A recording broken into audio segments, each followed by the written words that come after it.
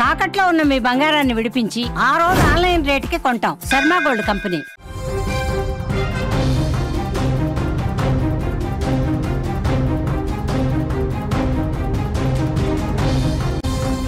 Saudi ప్రమాదం తీవ్ర విషాదాన్ని నింపిందని చెప్పుకోవచ్చు. 45 మంది హైదరాబాద్ వాసులు మృతి చెందారు. ఈ ఘటనలో షోయబ్ అనే యువకుడు మాత్రమే క్షేమంగా బయటపడ్డాడు. గాయాలతో షోయబ్ చికిత్స పొందుతున్నట్లుగా తెలుస్తోంది. షోయబ్ కళ్ల ముందే అతడి కుటుంబం కూడా సజీవ దహనమైపోయింది. సౌదీ అరేబియాలో జరిగిన ఘోర రోడ్డు ప్రమాదం పవిత్ర యాత్రకు వెళ్లిన భక్తులను కబళించిన తీరు హైదరాబాద్ పాతబస్తీ వీధుల్లో, ముఖ్యంగా మల్లేపల్లి, బజార్ఘాట్, రామ్నగర్ ప్రాంతాల్లో అంతులేని విషాదాన్ని మిగిల్చింది. అది కేవలం ఒక రోడ్డు ప్రమాదం కాదు. ఎన్నో కుటుంబాల ఆశలు, కలలు అగ్నిలో ఆహుతైపోయాయి. మొత్తం 45 మంది హైదరాబాదీలు ఎడారి కట్టపై సజీవ దహనమయ్యారు. 2 కుటుంబాల్లోనే ఏకంగా సుమారు 15 మంది చనిపోయారు. కానీ ఒకే ఒక్కడు ప్రాణం రక్షించుకున్నాడు. అతడే షోయబ్ అనే యువకుడు. కుటుంబ సభ్యులతో మక్కా యాత్రకు షోయబ్ వెళ్తూ ఉన్నాడు. ఆ ప్రమాదంలో కళ్ల ముందే ఆయన వారంతా కాలి బూడిదైపోయారు. కానీ షోయబ్ మాత్రం బస్సు నుంచి కిందకు దూకి తన ప్రాణాల్ని కాపాడుకున్నాడు. గాయాలతో ప్రాణాలు దక్కించుకునే సమయం లేకపోయినా షోయబ్ చాకచక్యంగా బయటపడ్డాడని కూడా తెలుస్తోంది. మిగిలిన వారంతా కూడా అతడి కళ్ల ముందే కాలి మసైపోయారు. హైదరాబాద్ వాసులే 45 మంది చనిపోయారనే వార్తతో పాత బస్తీలో ఆర్తనాదాలు ఒక్కసారిగా మిన్నంటాయని కూడా చెప్పుకోవచ్చు. బస్సు ఉందే తప్ప అని చెప్తున్నారు సార్. బస్సు మన ఇళ్ళకి తీసుకోబోతున్నారు. బస్సు ఆయనే తీసుకోబోయి గుద్దేసిన చెప్తున్నారు. ఆ బస్సు ఇక్కడ ట్రావెల్స్ వాళ్ళు అరేంజ్ చేసిన బస్సా? అవునండి. మొత్తం ఇక్కడ ప్యాకేజ్ తీసుకున్నప్పుడు వీళ్ళే అరేంజ్ చేస్తారు అక్కడ. ఇప్పుడు మీ ఫ్యామిలీ నుంచి 18 మంది ఉన్నారు. ఆ 18 మంది చిన్న పిల్లలు ఉన్నారు. అవును. ఎవరు ఆ పిల్లలు? మా సడ్డగూడ వాళ్ళ మామ. సడ్డగూడ వాళ్ళ పిల్లలు ఎంతమంది ఉన్నారు? పిల్లలు 10 మంది.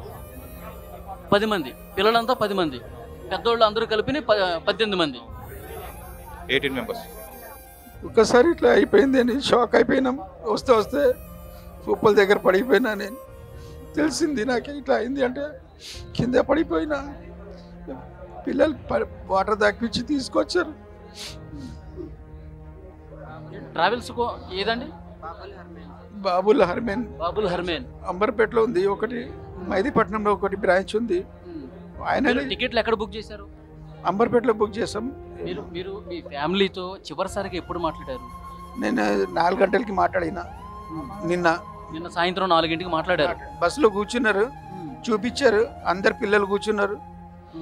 అందరు పిల్లలతో వీడియో కాల్ మాట్లాడినారు. అంత అడిగినారు ఇంటి విషయం, పాపకి ఎట్లా చూసుకుంటున్నారు ఏంటి అని చెప్పిన. వంట చేసి ఇస్తున్నా, అన్నీ చేస్తున్నా అని అన్నీ చెప్పిన. చాలా ఖుషి అయిపోయింది. మంచిగా చూసుకోమన్నారు, అంతే. అదే మాట లాస్ట్. సౌదీలో జరిగిన ఘోర ప్రమాదానికి సంబంధించి కూడా వారి కుటుంబ సభ్యులు ఎవరైతే హైదరాబాద్లో ఉన్నారో వారంతా కూడా దుఃఖసాగరంలో మునిగిపోయారని కూడా మనకి తెలుస్తోంది. సుమన్ టీవీతో మాట్లాడినప్పుడు కూడా వాళ్ళందరూ చెప్తున్నారు, మేము ఒక్కసారిగా కుప్పకూలిపోయాం ఈ వార్త విన్న తర్వాత అని కూడా చెప్తూ ఉన్నారు. ఇక్కడి నుంచి ఆ బస్సు డ్రైవర్ ఎవరైతే ఉన్నారో అతనిదే మిస్టేక్గా కూడా మాకు తెలుస్తోంది అని కూడా వాళ్ళ రోదనలు అక్కడ మిన్నంటాయని కూడా చెప్పుకోవచ్చు. ఇలాంటి ప్రమాదం ఎక్కడ కూడా చోటు చేసుకోకూడదు, ఏ కుటుంబానికి కూడా ఇలాంటివి జరగకూడదు అనేది కూడా వాళ్ళు చెప్తున్న సందర్భం అయితే అక్కడ కనిపిస్తోంది. ఈ ఘోర ప్రమాదం నుంచి అబ్దుల్ షోయబ్ అనే ఒకే ఒక్క వ్యక్తి మాత్రం ఇక్కడ ప్రాణాలతో బయటపడినట్లుగా కూడా తెలుస్తోంది. అంటే ప్రాణాలతో మీన్స్ ఆ గాయాలు కూడా ఆయనకి తీవ్రంగా అయినట్లుగా తెలుస్తోంది. ఇతని ఆరోగ్య పరిస్థితికి సంబంధించి ఇంకా అప్డేట్ అయితే రావాలి. ప్రస్తుతం ఆయనకి చికిత్స అందుతూ ఉన్నట్లుగా కూడా తెలుస్తోంది. 24 ఏళ్ళు ఉంటాయి మొహమ్మద్ అబ్దుల్కి. షోయబ్ ఏంటంటే డ్రైవర్ పక్కన కూర్చోవడంతో ఈ ప్రమాదం నుంచి కూడా తప్పించుకున్నట్లుగా మనకు తెలుస్తోంది. షోయబ్ హైదరాబాద్కు చెందిన వ్యక్తిగా కూడా గుర్తించారు. గాయాలపాలైన షోయబ్ను అయితే ప్రస్తుతం హాస్పిటల్లో చేర్చారు. అయితే అతని ఆరోగ్య పరిస్థితికి సంబంధించి అయితే ఇప్పటి వరకు పూర్తి సమాచారం అయితే బయటకు రాలేని పరిస్థితి అయితే కనిపిస్తోంది. కాగా ఈ ప్రమాదంలో షోయబ్ కుటుంబ సభ్యులందరూ కూడా చనిపోయినట్లుగా అయితే మనకి తెలుస్తోంది.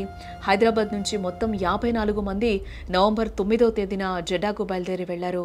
నవంబర్ 23వ తేదీ వరకు కూడా వీరి టూర్ ప్లాన్ చేసుకున్నట్టుగా కూడా తెలుస్తోంది. వీరిలో నలుగురు ఆదివారం మక్కా నుంచి కూడా మదీనాకు కారులో వెళ్ళిపోయినట్టుగా కూడా తెలుస్తోంది. మరో నలుగురు మక్కాలోనే ఉండిపోయారు. దీంతో 46 మంది బస్సులో మదీనాకు బయలుదేరారు. మదీనాకు 25 కిలోమీటర్ల దూరంలో ఆ బస్సును డీజిల్ ట్యాంకర్ ఢీకొట్టడంతో 45 మంది మంటల్లో చిక్కుకొని ఈరోజు ప్రాణాలు కోల్పోయిన పరిస్థితి.